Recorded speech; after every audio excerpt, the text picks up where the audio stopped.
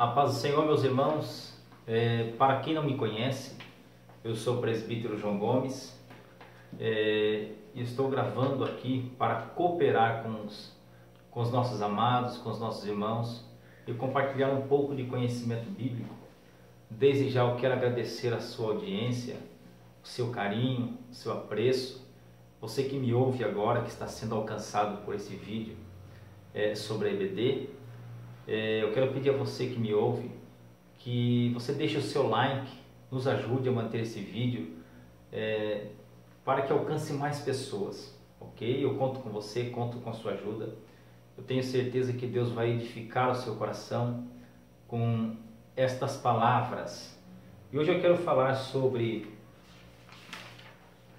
ética cristã, pena de morte e eutanásia, ok? Pena de morte e eutanásia. Dentro desse ponto de vista bíblico, dentro do que a revista nos ensina, a pena de morte nas Escrituras. Porque surge uma grande pergunta, né? Surge uma grande pergunta. Qual o propósito da pena de morte nas Escrituras? Então, logo já escrevi aqui para ganharmos tempo. O propósito da pena de morte nas Escrituras era punir o culpado por assassinato premeditado, ok? Então, no primeiro tópico aqui, nós temos algo importante, tá? Qual era o propósito? Qual era o propósito? Punir o culpado por assassinato premeditado. O mandamento é não matarás. E você vai ver a base aí na sua revista, O mandamento é não matarás, que é um verbo que significa não assassinarás. O que isso significa? O que isto quer dizer? Isto quer dizer que é proíbe-se,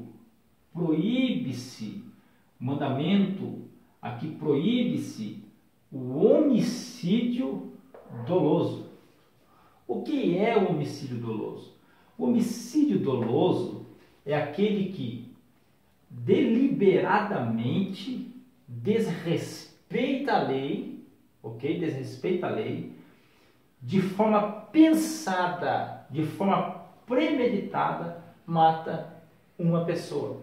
Então isto é um homicídio doloso, ok? É aquele que premedita matar alguém. Então isso é chamado de homicídio doloso ou qualificado. Então como fica a pena de morte no Antigo Testamento? Porque a Bíblia diz que era sangue por sangue, olho por olho, dente por dente. Como entender essa questão? Porque a Bíblia também diz, no Antigo Testamento, que o homem que matar, este também morrerá. O homem que matar, este também morrerá. Por que a Bíblia ela fala desta pena capital? Por que a Bíblia fala dessa pena capital? Qual era o objetivo da pena capital no Antigo Pacto, ok? No Antigo Pacto, aqui ó. Qual era a pena capital? Por quê? Por que havia essa pena capital no Antigo Pacto? Por exemplo, se um homem matasse uma pessoa, ela perderia a vida. Se um assassino assassinasse alguém, automaticamente perderia a vida. Por quê? Por quê? Qual a razão? Qual o motivo? Porque está escrito que aquele que matar também morrerá. Ou seja, era sangue por sangue. Era a pena capital que havia naquela época no Antigo Pacto com relação ao povo de Deus, ok? Agora, por que Deus autorizava desta forma? Por que Deus autorizava tais coisas? Tais coisas? Porque o que nós temos na revista, de forma muito clara, que era proibido matar. Contudo, quando alguém matava, como está escrito aqui na revista, quando alguém matava, a lei exigia que o Estado fizesse justiça. Então, a lei exigia que houvesse ao menos 2 testemunhas requeridas para a efetivação do processo. Então, o que temos aqui? O que temos aqui? A pena capital no Antigo Testamento, ela era o quê? O que era a pena capital no Antigo Testamento? Anote aí, você que está com o papel, com a caneta nas mãos, tá? E com a sua revista, o porquê da pena capital no Antigo Pacto. Quais são as razões para isso? Qual era o objetivo? Então, nós temos aqui a aplicação da justiça contra a impunidade. Isto no Antigo Pacto. No Antigo Pacto, nós temos a aplicação do juízo, ok? Contra a impunidade. Por quê? Porque a lei, o objetivo da lei, anotem aí, o objetivo da lei era preservar a vida. Então, a pena capital para quem matasse alguém era também perder a vida. É por isso que havia lei. A lei estabelecia regras, a lei estabelecia limites, assim como é hoje, a lei estabelece limites. Agora, surge uma pergunta muito importante. No que se fundamenta a pena capital no Antigo Pacto com relação ao povo de Israel?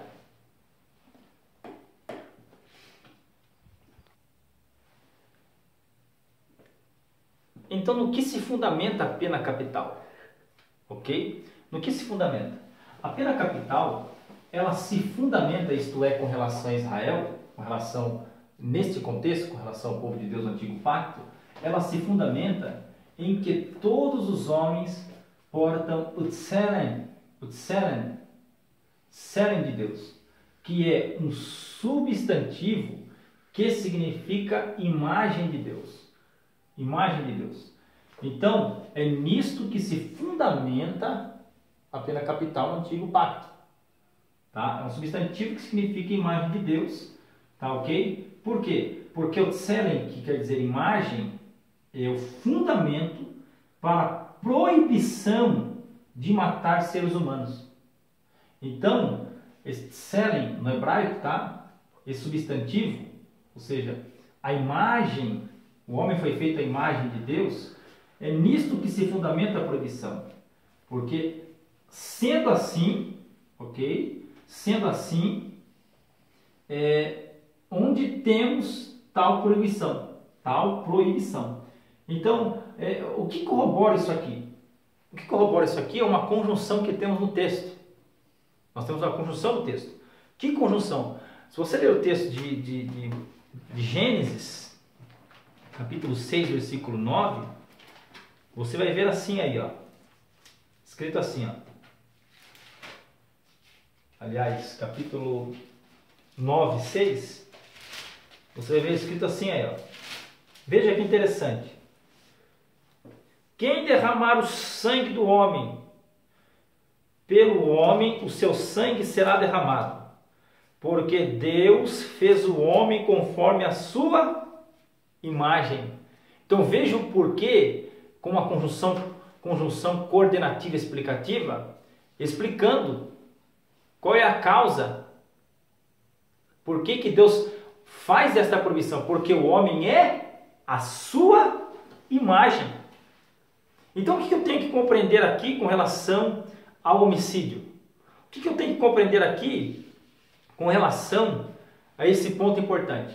Eu tenho que entender o seguinte, que no Antigo Pacto, Deus armou a autoridade, isto é, a autoridade civil, como sua ministra ou como seu ministro. Ok? para executar sua ira sobre os malfeitores e os que praticavam o mal. Ou seja, Deus arma a autoridade civil. Deus arma esta autoridade com espada. Que espada é esta? Deus armou com espada, isto é, com um instrumento de morte para os malfeitores. Então, o que é que nós temos aqui? A autoridade civil que atuava como ministro de Deus era responsável em executar pena capital para uma ofensa capital. Agora, quais são as bases? Anote aí. Gênesis capítulos 9 e 5, Números capítulo 36, 35 e 33, Salmo 106, 38, Deuteronômio 21, Deuteronômio 19, 2 Samuel 21, 1 Reis capítulo 2, versículo 9 e daí por diante. Fica aí alguma dessas bases. E agora, ficou clara a questão da pena de morte. E no Novo Testamento, como que fica essa questão?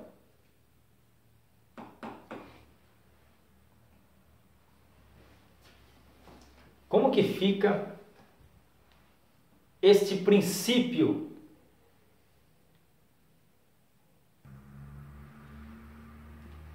E no Novo Testamento? Como que funciona? Eu quero ler um pedaço da revista, que é muito importante aqui.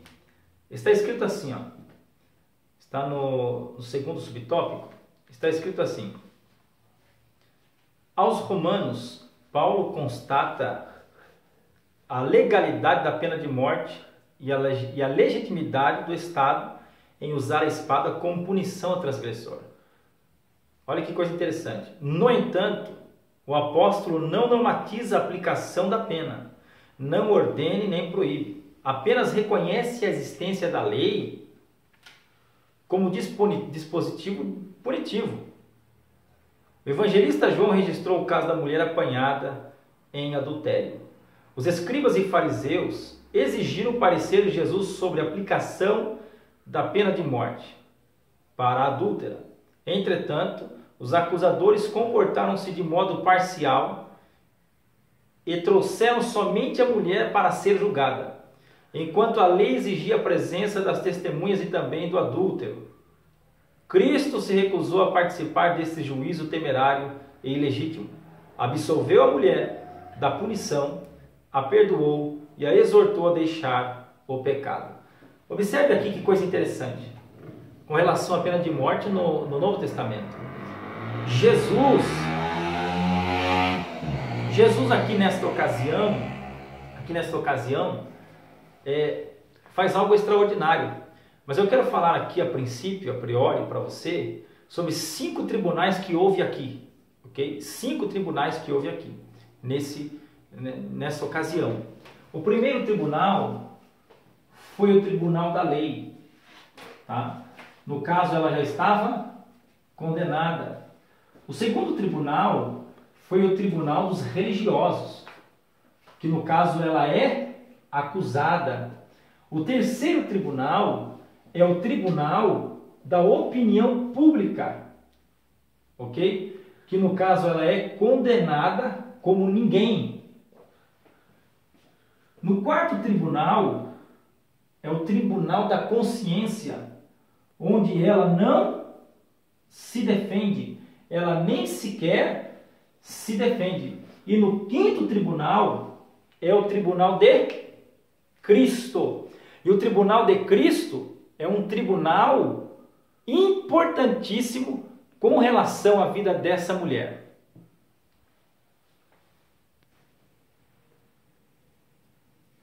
No tribunal de Cristo, com relação a essa mulher, como funciona?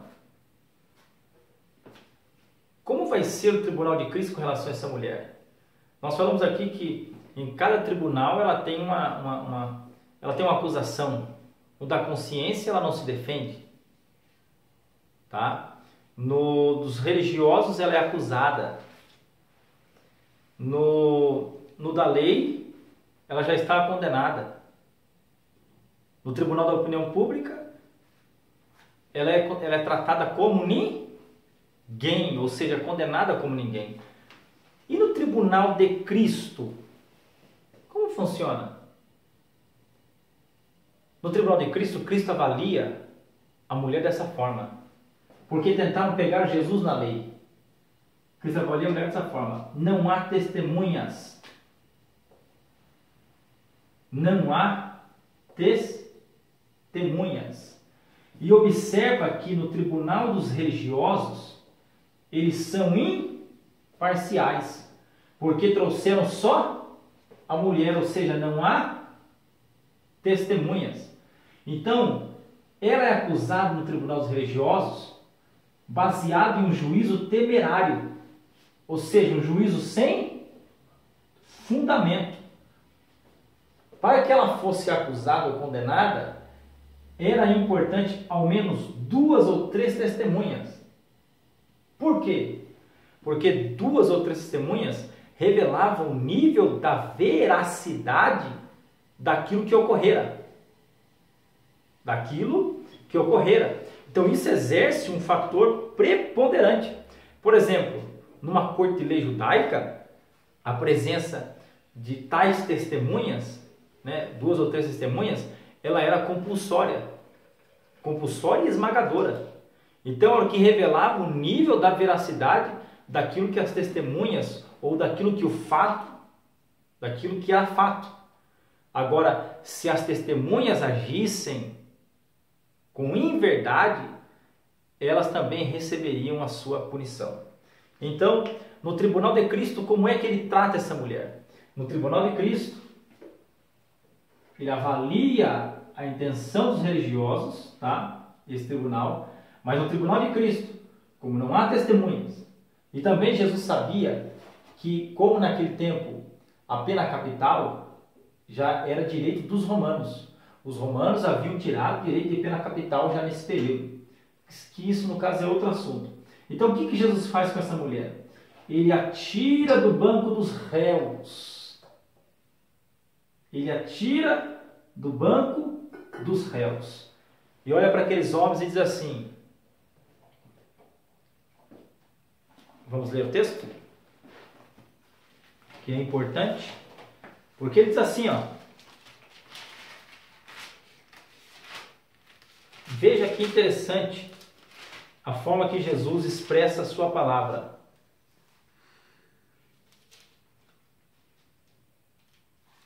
Veja o versículo.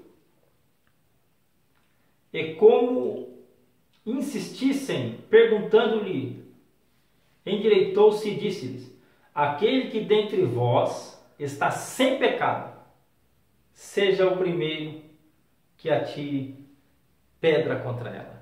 Então, nesse juízo, ele tira ela do banco dos réus e ela sai livre, revelando o propósito redentor de Jesus Cristo. Então, já no Novo Testamento, Cristo é a favor da preservação da vida. Lembrando que Paulo não normatiza, como diz a revista, tá? Não normatiza. Paulo não normatiza. Vou ler novamente. Paulo constata a legalidade da pena de morte e a legitimidade do Estado em usar a espada como punição ao transgressor. No entanto, o apóstolo não normatiza a aplicação da pena, não ordena e nem proíbe, ok? Apenas reconhece a existência da lei como dispositivo punitivo. Então, isso é um fator importantíssimo. Mas Cristo aqui não só preserva-lhe a vida, como ganha esta alma. Ok? E agora a grande pergunta é: o que é eutanásia? A eutanásia é permitida? Como entender isso?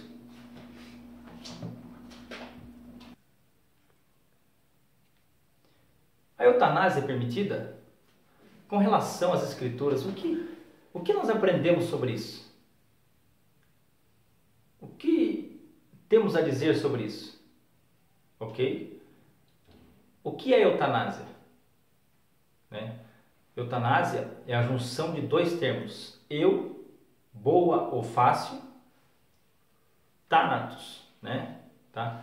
Thanatos quer dizer morte, ou com a junção dos dois termos é boa morte ou morte misericordiosa. Agora nós temos a eutanásia passiva, que quer dizer desligar o aparelho ou máquinas que mantêm o paciente vivo. E temos a eutanásia ativa, que requer a aplicação de drogas para acelerar o processo de morte dos pacientes e etc. Então, como entender esse princípio? A eutanásia, biblicamente, ela não é aceita. Por quê?